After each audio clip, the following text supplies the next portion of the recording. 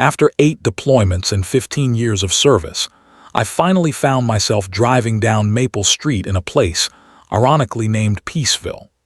The suburban neighborhood looked pristine, manicured lawns, white picket fences, and American flags gently waving in the spring breeze. This was supposed to be my sanctuary, my place to decompress after years of combat operations that had taken more from me than I cared to admit. The realtor had assured me this community was quiet, respectful, and most importantly, private.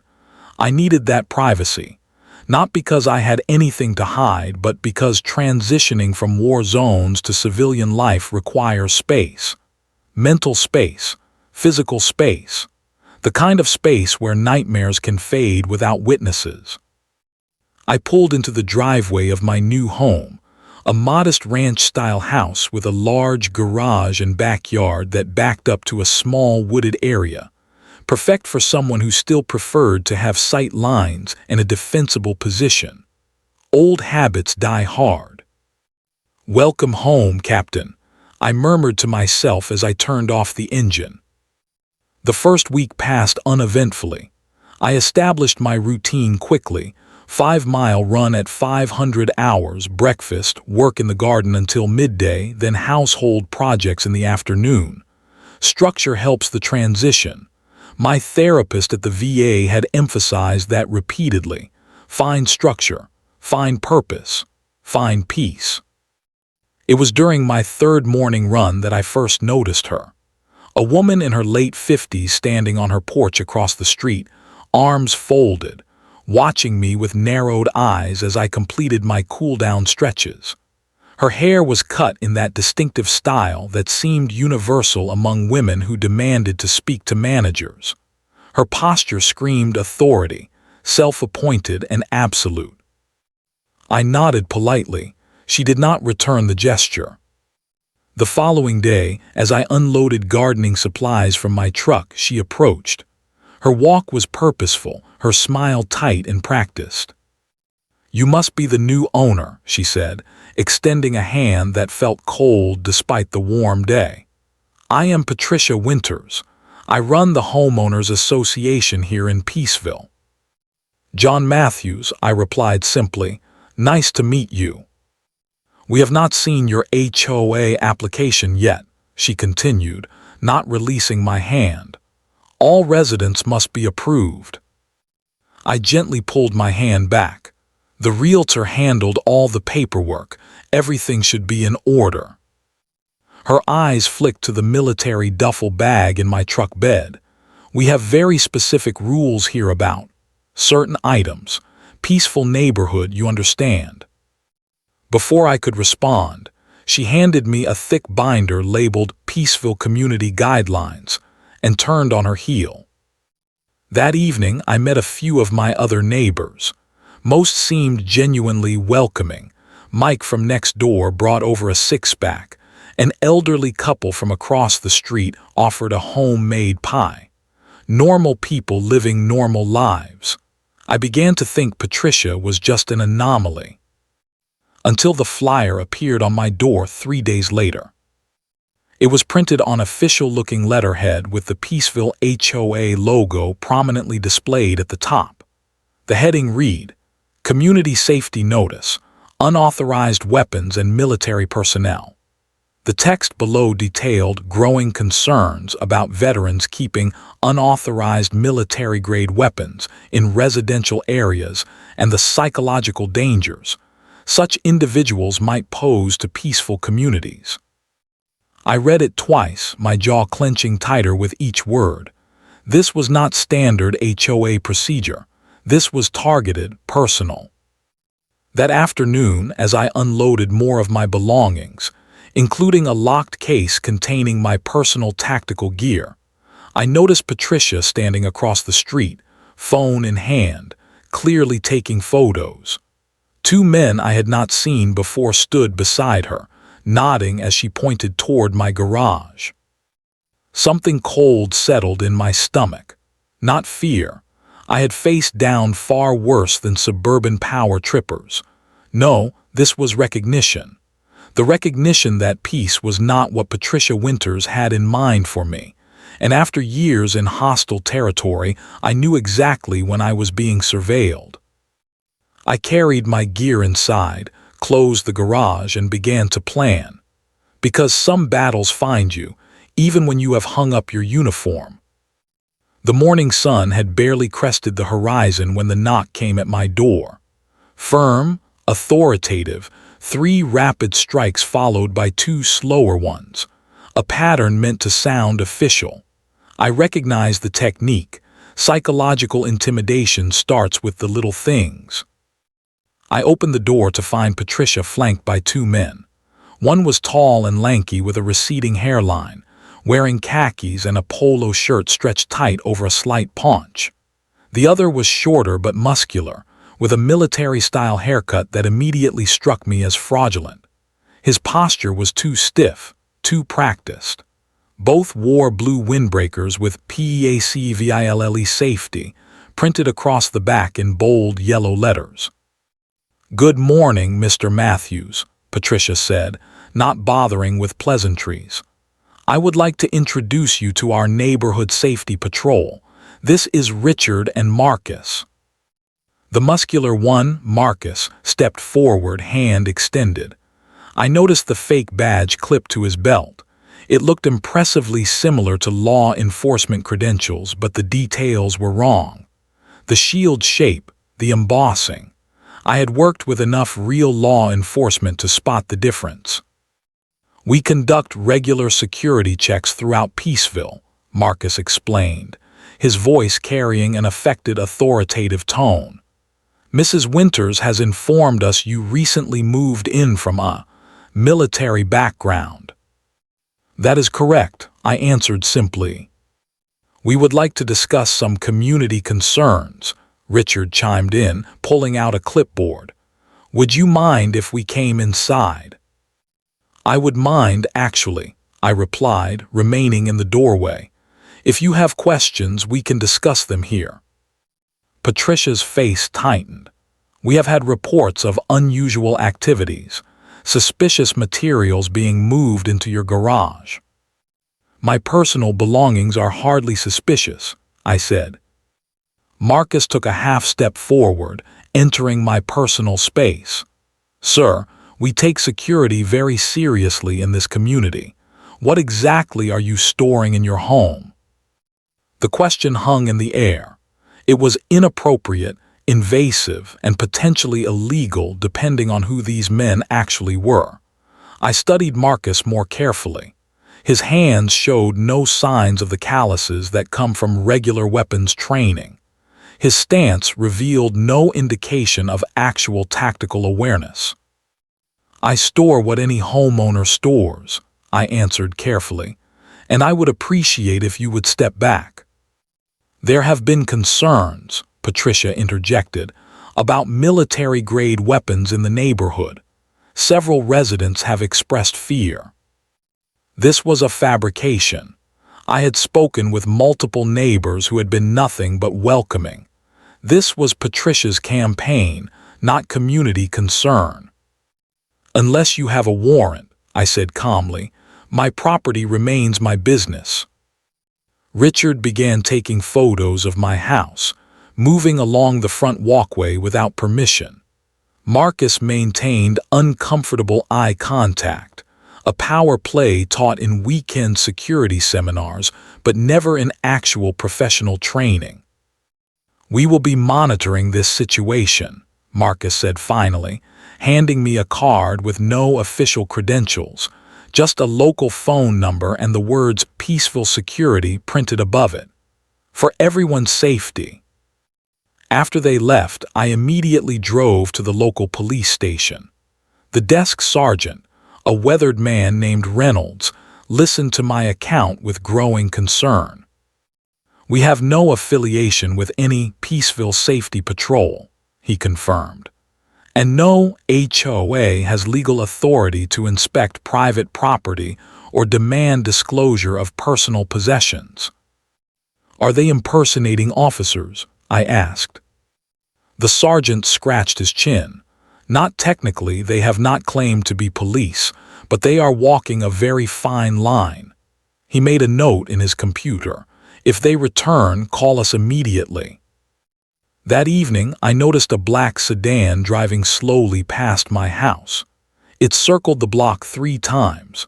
Through my security camera, I watched as Richard photographed my property from different angles. At my mailbox, I found a printed notice citing me for suspicious activity and failure to comply with HOA directives. The intimidation was escalating, but they had chosen the wrong person to intimidate. 15 years in special forces had taught me patience, tactical assessment, and precise response. Patricia and her fake patrol had no idea what they were walking into. As darkness fell, I checked my perimeter one last time before going to bed. Old combat habits, but tonight they felt necessary again. Someone was hunting me on my own territory, and I needed to be ready. The confrontation came 3 days later. I was tending to my garden when Patricia's red SUV screeched to a halt in front of my house, followed by a white van with Peaceful Community Services, hastily painted on its side. Marcus and Richard emerged from the van, now wearing utility belts with handcuffs and what appeared to be pepper spray canisters. Patricia marched up my driveway clutching a manila folder, her face flushed with self-righteous anger. I straightened slowly, removing my gardening gloves. My body automatically shifted into a balanced stance, weight evenly distributed, hands relaxed but ready, muscle memory from years of training. "Mr. Matthews," Patricia announced loudly, projecting her voice as if performing for an audience. Several neighbors had emerged from their homes, watching cautiously from their porches. "The Homeowners Association has issued an official directive regarding your property." She thrust a document toward me. The letterhead matched the previous flyer, but this one had a red urgent compliance notice stamped across the top. The document demanded I surrender all military-grade weapons, body armor, and tactical equipment for community safety inspection by 5:00 p.m. that day. "This is not a legal document," I said calmly, handing it back to her, "and you know it." "We have the authority to enforce community standards," Marcus interjected, stepping forward and placing his hand on what looked like a police baton. "Mrs. Winters has received multiple complaints about your behavior." "What behavior would that be?" I asked, genuinely curious about what fiction they had created. Patricia raised her voice for the benefit of the onlookers. "Your military training makes you unpredictable. Neighbors have reported hearing you shout in the night. They have seen you watching houses through your windows. Children are afraid." These were blatant lies. I had exchanged pleasantries with several families with children who had been nothing but friendly. My PTSD occasionally caused nightmares, but I had never shouted loudly enough to disturb neighbors. "Patricia," I said, deliberately using her first name to undermine her authority play, "you are making false accusations. I suggest you leave my property immediately." Richard stepped forward, unfolding a piece of paper. "This authorizes us to inspect your premises if you refuse to comply. Signed by the HOA board." I did not bother looking at the document. The HOA has no legal right to search private property. You are not law enforcement. You are not government agents. You are civilians playing dress-up, and you are currently trespassing. Marcus moved his hand to rest on his belt near the pepper spray. "Listen, military man, we can do this easy or hard. Your choice." I felt a familiar sensation, the cold focus that comes in dangerous situations. Time seemed to slow as I assessed the threat. Marcus was approximately 4 feet away, close enough to attempt using his pepper spray, but not close enough to succeed against someone with my training. Richard stood 7 feet back, nervously shifting his weight. Patricia remained between them, playing to her audience of neighbors. "I am going to make this very clear," I said, my voice dropping to a register I rarely used in civilian life. "I am a retired captain from the United States Army Special Forces. I have served this country faithfully for 15 years across 8 deployments. I have never broken a law or threatened anyone in this neighborhood." I took one deliberate step forward. Marcus instinctively stepped back. "You are currently impersonating authority figures, attempting to intimidate a property owner, and making threats while armed with weapons. These are criminal offenses." I reached slowly into my pocket and retrieved my phone. "This entire interaction is being recorded. If you take one more step onto my property, I will call the actual sheriff's department. Then I will file formal charges for harassment, intimidation, and impersonation of law enforcement." For the first time, uncertainty flickered across Patricia's face. The neighbors were watching intently now, and this was not going according to her script. "We just want a peaceful neighborhood," she said, her voice slightly less confident. "Your military background is none of your business," I interrupted firmly. "My service to this country does not make me a threat. It made me someone who understands rights and responsibilities better than most." I pointed to their van. "Leave now. Do not return. The next time you approach my property with false badges and weapons, you will be speaking to actual authorities." Marcus attempted one final power play. "This is not over, soldier boy. We protect this community." "No," I replied, holding his gaze steadily. "You terrorize it. There is a difference." They retreated to their vehicles, Patricia already on her phone, likely spinning this interaction to her advantage. As they drove away, my neighbor Mike approached cautiously. "Man, I had no idea they were hassling you like this," he said apologetically. "Patricia runs that HOA like her personal kingdom. Most of us just try to stay out of her way." "Sometimes," I replied, watching their vehicles disappear around the corner. "Staying out of the way only emboldens people like that." I went inside and immediately called my old teammate Marcus Johnson, now working with the State Investigation Bureau. This had gone beyond HOA politics. This was organized harassment and potentially illegal impersonation. It was time to set a trap. The advantage of having spent years conducting covert operations is that you develop a particular set of skills: observation, documentation, strategic thinking. Patricia and her fake security force believed they were dealing with a simple military veteran, dangerous enough to intimidate but not sophisticated enough to outmaneuver them. Their first mistake. I spent the evening reviewing footage from the security cameras I had installed upon moving in. Standard procedure for me, old habits from deployment. The system was discreet but comprehensive, covering all approach vectors to my property. The confrontation had been captured clearly from multiple angles, including their implied threats and false claims of authority. I compiled the evidence methodically. Photographs of their fake badges and weapons, video of Patricia taking pictures of my home without permission, audio of their demands to search my property, documentation of the falsified HOA notices with their forged signatures. At 700 the next morning, I called Marcus Johnson. We had served together in 3 separate deployments, and he now worked for the State Bureau of Investigation specializing in fraud cases. "Matthews," he answered, recognizing my number. "Been a while. How is civilian life treating you?" "Interesting situation developing," I replied, then spent 10 minutes detailing the events. Marcus listened without interruption. "Send me everything you have," he said when I finished. "This is not just HOA overreach. Impersonating security officers and implying law enforcement authority crosses several legal lines.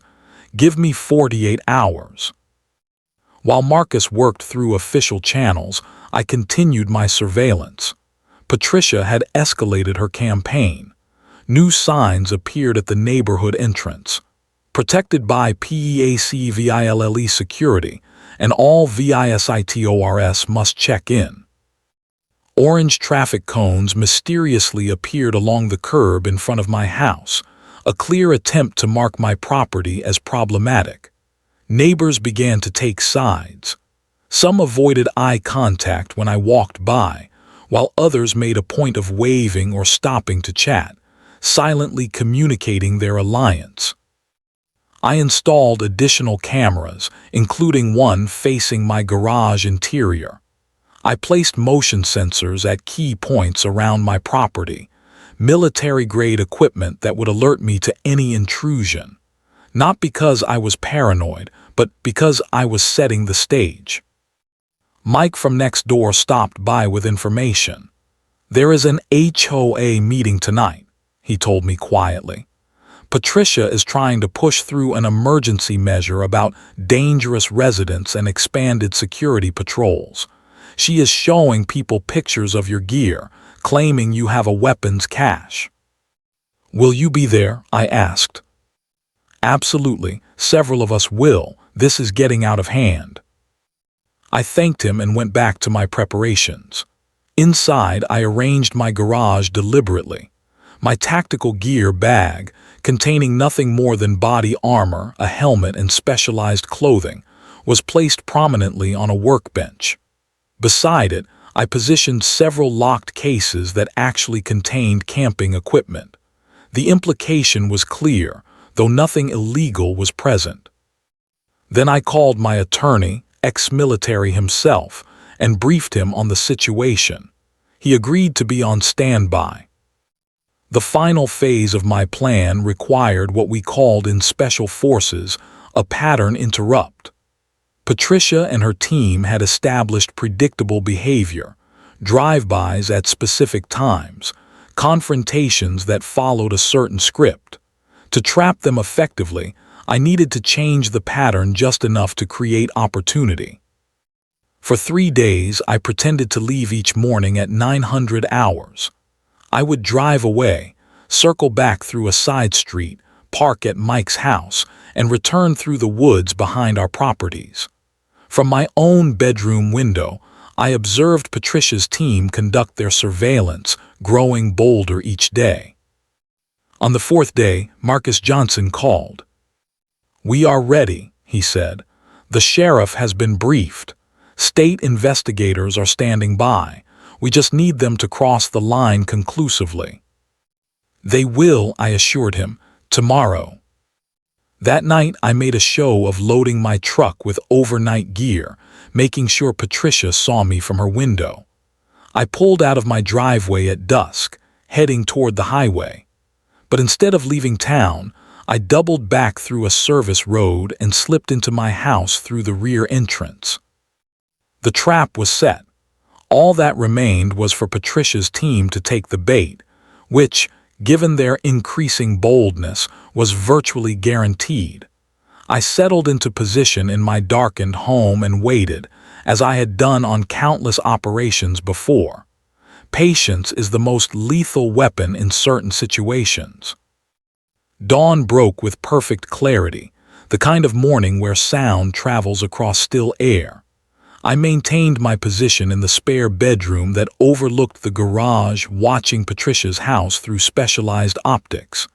At 7:42 hours, exactly as expected, her red SUV backed out of her driveway. She circled the block once, reconnaissance, before parking 2 houses down. Richard and Marcus emerged from the white van that had pulled up behind her. They huddled briefly, checking the street for witnesses. Patricia handed them something that glinted in the morning light: keys. Not my keys, obviously, but the message was clear. They believed they had legitimate access to my property. I activated the recording function on all cameras and sent a pre-written text to Marcus Johnson. Operation in progress. At 7:51, Richard approached my front door and knocked loudly. Standard procedure. Establish that the homeowner is absent before proceeding. When no one answered, he signaled to Marcus, who moved around to the side gate leading to my backyard. Patricia remained in her vehicle, apparently serving as lookout. The side gate was unlocked, deliberately. Marcus entered my backyard cautiously, moving toward the rear garage entrance. Richard joined him moments later. Through my security feed, I watched as Marcus produced a small tool and began working on the garage door lock. Amateur, military special forces recognize the difference between actual infiltration and breaking and entering. What they were doing was unequivocally the latter. At 7:59, the garage door opened. Both men entered quickly, closing it behind them. My interior camera activated with motion detection, capturing them in perfect digital clarity as they began searching through my belongings. "Check those cases," Richard instructed, pointing to the locked equipment boxes. "That has to be where he keeps them." Marcus lifted my tactical gear bag. "Military-grade body armor," he said, examining my standard-issue protective vest. Corinne was right about this guy. Richard found a crowbar and approached one of the locked cases. "Let us see what kind of arsenal our soldier boy is hiding." That was my cue. I moved silently through my house to the interior door connecting to the garage. I entered the security code to disable my own alarm, then opened the door. Both men froze. The crowbar in Richard's hand hovered over the equipment case. "Gentlemen," I said calmly, "you appear to be in my garage without permission."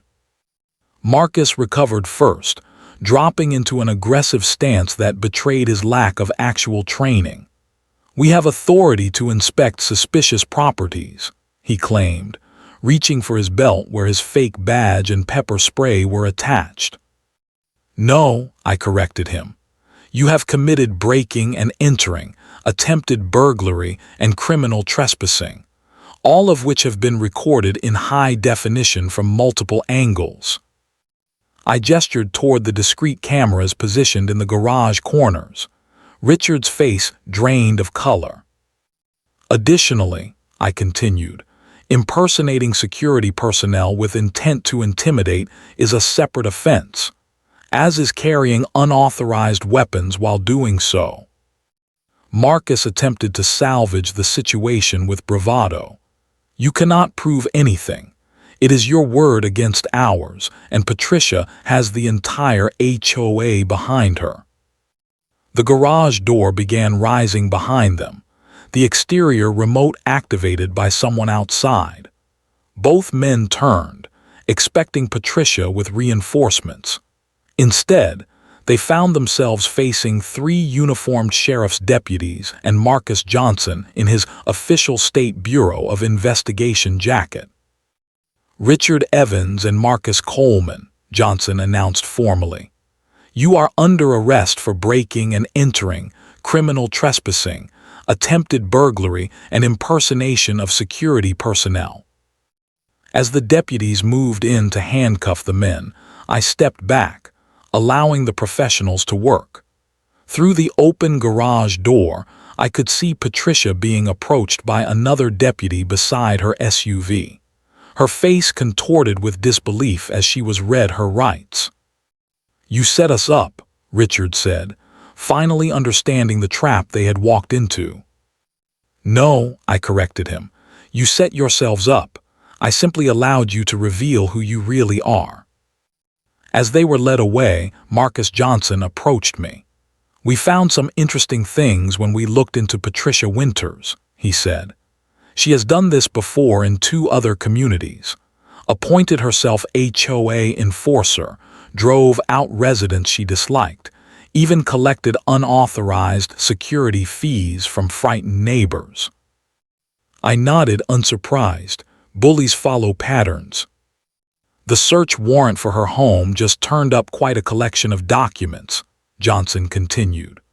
Falsified HOA minutes, financial records showing misappropriation of funds, even a list of residents she considered problematic, mostly minorities, veterans, and anyone who questioned her authority. The morning sun now fully illuminated my violated garage. Neighbors had begun to gather at a respectful distance, watching the proceedings with astonishment. 15 years in special forces, I said quietly to Johnson, and my most important mission turns out to be in suburban America. He clapped me on the shoulder. Some battlefields are not marked on any map, brother. News travels with remarkable efficiency in suburban neighborhoods. By mid-afternoon, my driveway had become an impromptu gathering place. Neighbors arrived bearing casseroles, beer, and stories. So many stories about Patricia Winters and her reign of intimidation. She fined me $2,000 because my roses were the wrong shade of red, an elderly woman named Helen confessed. I paid it because she threatened to put a lien on my house. She had Richard photograph my teenage daughter at the community pool, another neighbor revealed. Claimed her swimsuit violated HOA standards. We felt so uncomfortable we stopped using the pool altogether. Mike organized an emergency community meeting in his backyard that evening. Nearly 60 residents attended. The atmosphere was cathartic, people comparing notes on years of systematic bullying disguised as community standards. Why did no one stand up to her before? I asked Sarah, a school teacher who lived at the end of the block. She looked down, embarrassed. It happened gradually. First, it was just annoying paperwork and petty rules. Then came the security patrols. By the time we realized how much power she had accumulated, it felt easier to comply than fight. She was very clever about isolating anyone who questioned her. The legal consequences unfolded swiftly. The sheriff's department conducted a thorough investigation of all 3 individuals. Patricia faced multiple felony charges: fraud, solicitation of criminal activity, conspiracy, extortion, and financial misappropriation. Richard and Marcus were charged with breaking and entering, impersonation, and attempted theft. The legitimate HOA management company, which Patricia had systematically sidelined through forgery and misinformation, sent representatives to assess the situation. They were horrified by the evidence. Patricia had been collecting unauthorized fees, issuing fraudulent violations, and operating what amounted to a neighborhood protection racket for nearly 3 years. We had no idea, the company representative assured residents.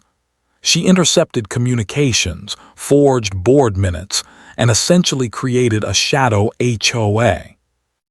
I filed formal complaints with every relevant authority: the State Real Estate Commission, the Attorney General's office, the county prosecutor. My military documentation training proved valuable, creating airtight case files that left no room for legal maneuvering. Patricia's home went on the market 10 days after her arrest. A moving company arrived under the supervision of a middle-aged man who identified himself as her son. "I apologize for my mother's behavior," he told me awkwardly when I encountered him outside. "She has control issues, always has. I tried to get her into therapy after Dad died, but she refused." I nodded, accepting his apology without adding to his burden. Family relationships are complicated enough without strangers piling on judgment. The neighborhood began to transform. The fake security signs came down. The arbitrary rules about holiday decorations, flower colors, and trash can placement were revealed to have no basis in the actual HOA regulations. People started making minor home improvements that Patricia had previously blocked: a garden here, a fresh paint color there. Throughout it all, I maintained my routine. Morning runs, garden work, quiet evenings. Some neighbors expected me to step into a leadership role in the community, but that was never my objective. I had not confronted Patricia out of ambition or a desire for control. I had simply refused to be bullied or allow others to be bullied in my presence. One evening, as I was grilling on my back patio, Sheriff Reynolds stopped by in civilian clothes. "Thought you would want to know," he said, accepting the beer I offered. "Patricia Winters took a plea deal. No jail time but 5 years probation, community service, and she is banned from serving on any HOA or community organization again. Full restitution to all affected homeowners." "And her associates?" I asked. "Richard got 18 months probation. Marcus is serving 6 months. He had prior offenses." The sheriff studied me for a moment. "You know, we could use someone with your training and temperament on the force, if you are ever looking for work." I smiled but shook my head. "I appreciate that, but I have seen enough conflict. I came here looking for peace." He nodded understanding. "Well, it looks like you found it, though not exactly the way you planned." As he left, I surveyed my quiet backyard, the garden now thriving in the summer heat. Peace is not merely the absence of conflict, as any soldier knows. Sometimes peace must be defended, established through righteous action rather than passive acceptance. I had found my peace, not by avoiding confrontation, but by facing it with discipline, strategy, and a fundamental respect for true justice. The first legitimate HOA meeting in 3 years was held at the community center on a warm Saturday afternoon. Attendance was nearly perfect, residents curious to see what a functional homeowners association actually looked like. The new board members were elected democratically, their backgrounds and qualifications transparently presented. I attended but declined nominations for any position. Several people seemed disappointed by this, but I explained quietly that my goal had never been community leadership. A woman named Diana, a retired judge, was elected president. Her first official act was to present me with a Community Appreciation Award, a simple plaque that acknowledged extraordinary service to Peaceville. The gesture was kind but unnecessary. The true reward came in the weeks that followed, as the neighborhood settled into a new normal. Children played freely in front yards again.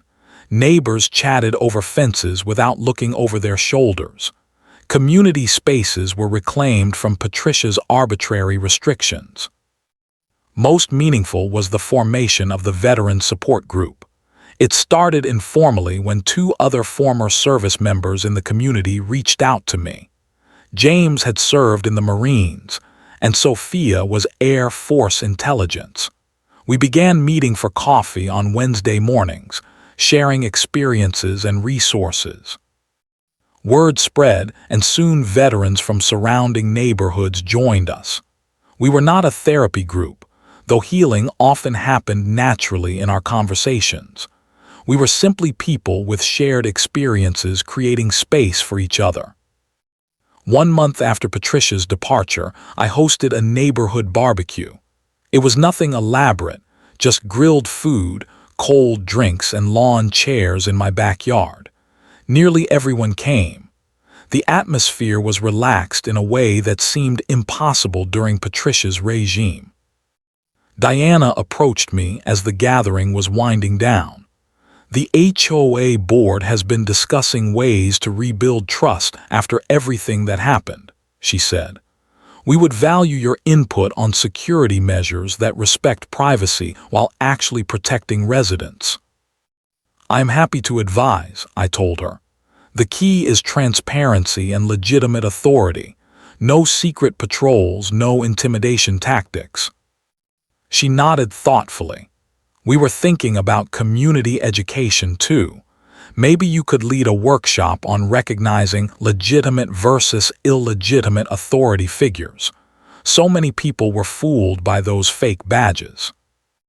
I agreed to consider it, not because I wanted any authority, but because education is the best defense against manipulation. As twilight softened the edges of the day, most neighbors had headed home. I was cleaning up when a small voice spoke from behind me. "Mr. Matthews." I turned to find Emma, a 10-year-old who lived 3 houses down. She held a carefully folded piece of construction paper. "I made this for you," she said, handing me her creation. It was a hand-drawn card. On the front was a colorful rendering of what appeared to be me standing in front of several houses. Inside, in careful childish printing, were the words, "Thank you for protecting our neighborhood." I knelt down to her eye level. "That is very kind of you, Emma." She looked at me seriously. "My dad said you were a hero in the war, and now you are a hero here too. Is that true?" The question caught me off guard. "I am not a hero," I told her honestly. "I just believe in standing up when something is wrong, even when it is difficult." She considered this. "That sounds like what heroes do, though." From the simple wisdom of children, I smiled. Maybe the most important battles are not the ones fought far away, but the ones right in our own communities. The courage to speak truth when others stay silent. "Like standing up to bullies," she said, nodding with the certainty of someone who understood perfectly. "Exactly like that." As Emma ran off to join her waiting parents, I carefully placed her card on my refrigerator. The meaning of service changes over time, but the core remains the same. Protecting those who cannot protect themselves. Upholding what is right even when it is difficult. Peaceville had earned its name at last. Not through avoidance of conflict, but through the courage of its residents to face injustice and overcome it. As for me, I had found something I had not expected when purchasing this modest home. Not just peace, but purpose. Not just a house, but a community worth protecting. I watched the last golden light of day fade over my garden. Tomorrow would bring another sunrise, another morning run, another day of quiet vigilance. Because peace, like freedom, is never permanently won. It must be maintained through constant courage and unwavering principle. That was a mission I could dedicate myself to, not in distant deserts or foreign mountains, but right here on Maple Street.